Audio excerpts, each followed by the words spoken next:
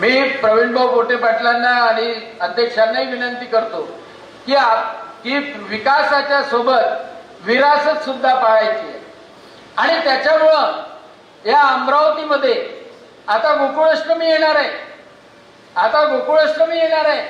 आणि या गोकुळाष्टमीमध्ये भारतीय जनता पक्षाची मोठी गोकुळाष्टमी होऊ द्या, दहीहंडी होऊ द्या. म्हणजे मान्य जर कराल तर प्रवीणभाऊ पोटे पाटील जबाबदारी घेतात आहे. महापौर साहेब, हाँ ओ कहाँ पे एक लेना है तो वो देखो.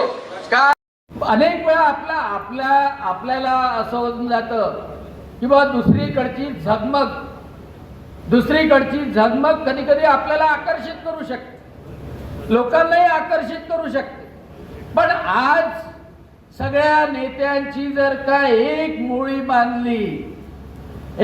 बांधली तर या अमरावती जिल्ह्यामध्ये सगळ्यात ताकदवान फक्त आणि फक्त कोणता पक्ष राहील?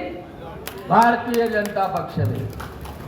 ही महत्वाची गोष्ट आहे. आणि आज तुम्ही पाहत असाल देवेंद्रजी फडणवीस यांच्या वाढदिवसापासून सगळे नेते, सगळे जिल्हाध्यक्ष, सगळे पदाधिकारी एक साथ आहेत.